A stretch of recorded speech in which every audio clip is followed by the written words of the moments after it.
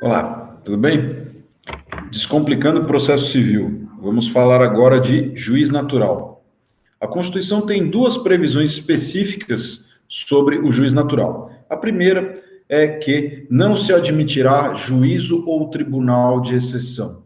A segunda é que ninguém será processado nem sentenciado, senão perante a autoridade judiciária competente. Bom, o que é juízo ou tribunal de exceção? Juízo ou tribunal de exceção é aquele órgão jurisdicional criado posteriormente ao fato. Ele é criado após o fato que ele vai julgar, após a controvérsia que ele vai julgar. Existe um exemplo clássico nos manuais, um exemplo pacífico na doutrina, acerca do que seria um exemplo histórico do que seria o Tribunal de Exceção, o Tribunal de Nuremberg, que foi criado ao final da Segunda Guerra Mundial para julgar os crimes de guerra cometidos pelas forças do eixo, notadamente pelo regime nazista. Em nenhum momento se questiona se de fato ocorreram esses crimes de guerra ou não. Obviamente que ocorreram. Ocorreu genocídio, crimes de guerra, não há como isentar de responsabilidade os nazistas. Porém, esse tribunal foi criado pelos vencedores da guerra para julgar apenas os vencidos após os crimes terem sido cometidos. Havia alguma chance de julgamento imparcial isento daquele tribunal? Não havia. Aquele tribunal foi criado para dar uma, entre aspas, satisfação para a comunidade internacional quanto à punição dos responsáveis. Mas ninguém acha que os aliados, as forças aliadas, ingleses, franceses, norte-americanos e soviéticos, foram todos santos e nenhum deles cometeu crime de guerra. Óbvio que cometeram, né? Mas o tribunal foi criado pelos vencedores, pelos aliados, para julgar os vencidos, as forças do eixo. Então, julgaram apenas os vencidos. Qual é o problema do tribunal de exceção? É exatamente esse. É um órgão jurisdicional que é puramente parcial. É um jogo de cartas marcadas esse julgamento. Não havia praticamente nenhuma chance de isenção de pena ou de absolvição daqueles acusados. Então, é um processo que não é um processo imparcial, um processo com ampla defesa e contraditório propriamente, meramente de maneira formal, porque já se sabia o resultado, já se sabia que as forças do eixo seriam condenadas, que os nazistas que teriam praticado os crimes de guerra seriam condenados e seriam punidos. A Constituição, portanto, veda a existência desse tribunal de exceção. Trazendo para os dias atuais, vamos imaginar o seguinte: vamos imaginar que criássemos agora uma vara especializada em julgamento de crimes cometidos em reality show. E aí nós tivéssemos nessa vara julgamento dos seguintes casos: o suposto caso de racismo praticado pelo Rodolfo no Big Brother contra o João, por exemplo. Não estou dizendo que cometeu ou que não cometeu. Estou dizendo apenas que seria criado um tribunal, um órgão jurisdicional apenas para julgar este caso. Outro caso, um caso ali de discriminação por identidade de gênero ou discriminação por orientação sexual, ali a acusação de homofobia relativa a um comentário, salvo engano também, desse rapaz, o Rodolfo, contra as vestimentas do Fiuk, né, um comentário que teria tido ali uma matiz homofóbica. Não estou dizendo nem que sim, nem que não. Estou dizendo que esses fatos são levantados na internet. Nós não temos o tribunal da internet, tribunal de rede social. Vamos imaginar que nós temos o tribunal agora constituído para julgar os crimes cometidos no Big Brother Brasil. Crimes em reality show, supostos crimes em reality show. Seria um tribunal de exceção, porque seria um órgão jurisdicional criado após o fato. O problema de criar um órgão jurisdicional após a ocorrência do fato é que, se eu estou criando esse órgão jurisdicional após o fato, eu estou criando com um objetivo específico de punir o acusado. Eu não dou a possibilidade de ampla defesa real para esse acusado, porque eu já sei que o resultado vai ser de condenação. Eu já sei que o resultado vai ser de cumprimento de pena. O processo ali é um mero meio para chegar em um fim, mas é um jogo de cartas marcadas. Já se sabe qual será o resultado. Então, o problema do tribunal de exceção é a quebra da imparcialidade. Não basta apenas que o tribunal ou órgão jurisdicional exista antes do fato. É preciso também que a competência desse órgão jurisdicional, via de regra, seja delimitada antes também do fato. Guardem bem isso. Toda vez que eu estou falando em competência, eu estou falando em competência da figura, do órgão, melhor dizendo, jurisdicional. Eu não estou falando considerando a pessoa natural do juiz ou da juíza. Eu estou falando considerando o órgão jurisdicional, a vara, o tribunal, a Câmara. Eu não estou considerando o juiz José, a juíza Joana. Eu estou considerando o órgão jurisdicional. Tá? Fixação prévia de competência. Eu já sei desde logo que para determinadas matérias teremos tais ramos da justiça, para determinados casos, para fatos ocorridos em determinada comarca, nós teremos determinada autoridade competente. Eu já sei, por exemplo, que lides, que causas relativas a questões trabalhistas que tenham ocorrido no município de Santo André são de competência dos juízes trabalhistas das varas do trabalho de Santo André. Ponto.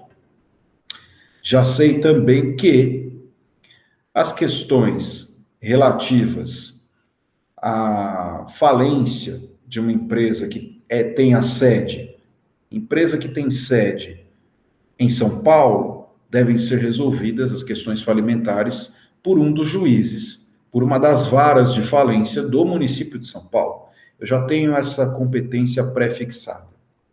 Questões de menor complexidade, cujo valor da causa vão até 40 salários mínimos que ocorram no município de São Paulo. Eu já sei que serão disciplinadas pelo Juizado Especial Civil de São Paulo. Então, eu já sei antecipadamente quais são as autoridades competentes, quais são os órgãos jurisdicionais competentes. Os órgãos são anteriores ao fato e a competência é fixada também antes do fato. Porém, é possível que haja uma flexibilização dessa regra, ao menos quanto à competência. Nós podemos ter normas de ordem pública que desloquem ou alterem de alguma forma a competência. Por exemplo, a emenda constitucional 45 de 2004, ela alterou muito a competência da Justiça do Trabalho, ela ampliou a competência da Justiça do Trabalho. Essa emenda entrou em vigor em 31 de dezembro de 2004. O exemplo que eu vou dar, até 31 de dezembro de 2004, acidentes de trabalho em que o trabalhador buscava a responsabilização do empregador, estes casos teriam que ser demandados perante a Justiça Estadual. Depois da vigência, da entrada em vigor da emenda 45, esses casos deveriam ser levados para a Justiça do Trabalho. E o que acontecia com os processos que estavam em curso? Essa questão foi dirimida pelo Supremo Tribunal Federal no conflito de competência 7204, que definiu, conflito de competência de 2015, de 2005, que definiu que a competência para julgar matéria de acidente de trabalho envolvendo empregado e empregador seria da Justiça do Trabalho. Mas, se os processos já tivessem sido ajuizados na Justiça Estadual e já tivessem sentença proferida, ainda que estivessem com recurso tramitando, com recurso de apelação tramitando, esses processos continuariam na Justiça Estadual. Se eles já tivessem sido julgados completamente, as execuções pertinentes, se já houvesse o trânsito em julgado, as execuções seriam processadas também perante a Justiça Estadual. Se o processo estivesse pendente sem sentença, esse processo seria remetido para a Justiça do Trabalho. Percebam que esse exemplo é uma exceção à regra do juiz natural, a regra pura do juiz natural. Por quê? A competência foi alterada depois do fato.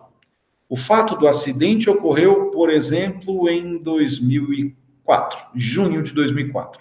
Foi movida a demanda pelo empregado contra o empregador. Em dezembro de 2004, altera-se a competência. O empregado moveu a demanda perante o juiz estadual, só que deveria fazê-lo perante o juiz do trabalho a partir de dezembro de 2004. Não houve sentença. Transfere-se o processo para o juiz do trabalho, para a Justiça do Trabalho. A competência, a regra de competência foi alterada depois do fato. é uma exceção à regra. Porém, não há uma fragilização à figura do juiz natural. Por quê? Porque pelo menos o órgão jurisdicional que vai receber a causa já existia antecipadamente. Além disso, essa alteração de competência decorre de normas de ordem pública, de organização do Poder Judiciário. Quando eu tenho a extinção de um órgão jurisdicional que seria responsável pelo julgamento daquela controvérsia, eu também tenho essa situação de alteração de competência posteriormente. Digamos que eu tenha a extinção de um tribunal, de uma câmara específica que tinha aqueles processos. Esses processos são deslocados para outro tribunal, para outra câmara. Foi o que aconteceu com os tribunais de alçada, que existiam há muito tempo, quando havia as ações pendentes de julgamento nos tribunais de alçada. Com a extinção dos tribunais de alçada, essas ações foram remetidas para as câmaras comuns dos tribunais, né? Sem prejuízo do seu julgamento. Havia necessidade de prosseguimento do processo e não havia mais aquele órgão especializado. Imaginem que do dia para a noite sejam extintos os juizados especiais. O que vai acontecer com os processos que não foram sentenciados ainda, que não foram julgados nesses juizados especiais? Irão para as varas comuns, ou estaduais, ou federais, caso seja um juizado especial estadual, ou caso seja um juizado especial federal, né? Ou vara civil, ou vara criminal, a depender da matéria. O processo continua existindo a despeito da extinção do órgão jurisdicional. São exceções à regra de que a competência é fixada previamente. Então, como eu falei em vídeos anteriores sobre as regras de competência, quando eu estou falando de regras de competência, eu estou falando de regras relativas ao juiz natural. Todas as regras de competência são regras que me permitem delimitar qual é o órgão jurisdicional competente, qual é o órgão jurisdicional natural para o julgamento. Isso vale em qualquer circunstância. Quando eu tenho a delimitação da competência territorial, eu fixo, de acordo com o critério geográfico, qual é o juiz natural. Quando eu olho o valor da causa, eu olho com base nesse critério qual é o juiz natural. Causas menos complexas vão para o juizado especial, causas mais complexas que têm valor de causa superior vão para a vara comum.